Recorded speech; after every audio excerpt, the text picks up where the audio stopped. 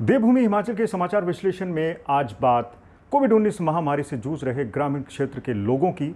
फिर बात करेंगे कांगड़ा के पपरोला आयुर्वेदिक मेडिकल कॉलेज के कोविड-19 केयर सेंटर में लोगों की नींद उड़ा रहे चोरों की। आखिर में बात करेंगे क्या राज्य सरकार व्यापारियों को अब कोविड कर्फ्यू में राहत देगी या फिर नहीं।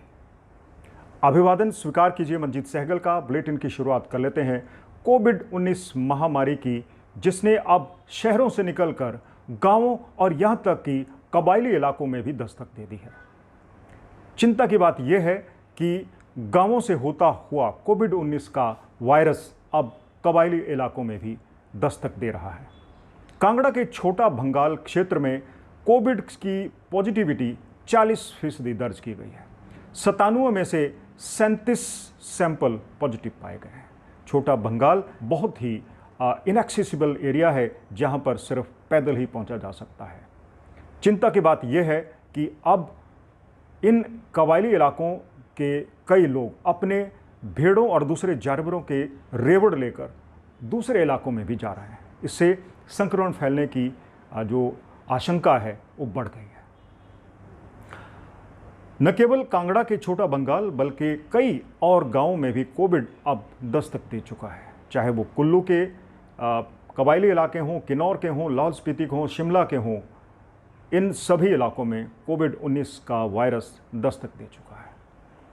सरकार की चिंताएं इसलिए भी बढ़ गई हैं क्योंकि ज़्यादातर कबायली इलाकों में सड़कें नहीं हैं और वहाँ पर डॉक्टरों और दूसरी पैरामेडिकल स्टाफ की टीमें भेजना इतना आसान नहीं है। कई इलाके तो ऐसे हैं जहाँ पर सिर्फ हेलीकॉप्टर के जरिए ही पहुँचा जा सकता है। दूसरी बड़ी चिंता की बात यह है कि इन इलाकों में स्वास्थ्य सुविधाएं उतनी मजबूत नहीं है जितनी शहरी इलाकों में है। हालांकि राज्य सरकार ने कुछ दिनों में अब ग्रामीण क्षेत्रों में टेस्टिंग की सुविधाएं बढ़ाई हैं। लोगों को अब होम आइसोलेशन किट्स भी उपलब्ध करवाई जा रही है, लेकिन कोविड-19 का संक्रमण अभी भी काबू से बाहर है। ग्रामीण क्षेत्रों में फैल रहे कोविड-19 के संक्रमण के बाद अब बात कर लेते हैं कांगड़ा जिला के पपरोला में स्थित आयुर्वेदिक कॉलेज के कोविड केयर सेंटर की। इस कोविड केयर सेंटर में कई मरीज भर्ती हैं, लेकिन उनकी चिंता एक तरफ तो बीमारी से लड़ने की है, दूसरी बड़ी चिंता है अपना कीमती सामान बचाए रखने की। इस कोविड केयर सेंटर में चोर मुस्तैदी से लोगों की चीज़ें उड़ा रहे हैं। सबसे पहले एक व्यक्ति का मोबाइल फ़ोन उड़ाया गया, उसके बाद एक महिला की 1.5 लाख की ज्वेलरी चुरा ली गई और एक अन्य व्यक्ति का मोबाइल फ़ोन और उनकी अंगूठी भी यहाँ से गायब हो गई।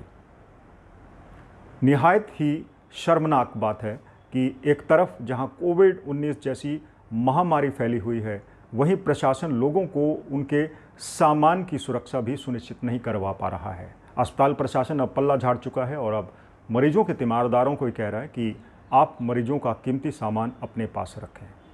क्या अस्पताल प्रशासन की ये जिम्मेवारी नहीं बनती कि वो अस्पताल इलाज के लिए आने वाले लोगों का कीमती सामान बचाए रखने के लिए जितनी मात्रा में सिक्योरिटी रिक्वायर्ड है उसकी डिप्लॉयमेंट करे और लोगों को बीमारी से राहत दिलाने के साथ साथ उनके जानो माल की सुरक्षा भी करे। खैर, ये अभी पपरोला कॉलेज आयुर्वेदिक कॉलेज की ही ये घटनाएं हैं। अभी राज्य के किसी दूसरे अस्पताल से इस तरह की घटनाएं सामने नहीं आई हैं, लेकिन आशंकाएं बराबर बनी रहती हैं क्योंकि कई अस्पतालों में मरीजों से जुड़े हुए कुछ काम ठेके पर आगे दे दिए गए हैं। आखिर में बात कर लेते हैं हिमाचल प्रदेश के व्यापारी वर्ग की। प्रदेश का व्यापारी वर्ग सरकार से बार बार अपील कर रहा है कि आप उनको भी हफ्ते में कुछ देरी के लिए उनकी दुकानें खोलने की इजाज़त दे दें।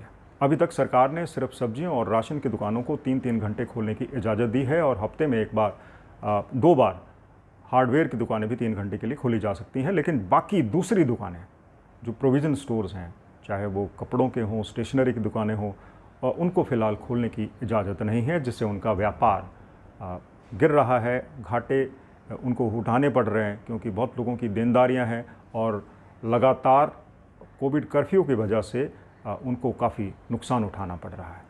यह था आज का बुलेटिन। आज हमने बात की किस तरह से कोविड-19 का संक्रमण शहरों से निकलकर गांव में पहुंचा और अब कबायली इलाकों में भी दस्तक दे रहा है, जिससे सरकार की चिंताएं बढ़ गई हैं। कैसा लगा आपको बुलेटिन? हमें ज़रूर बताइए, कमेंट कीजिए। देखते रहिए पंजाब तक। जल्द ही मिलेंगे नई खबरों के साथ। नमस्कार।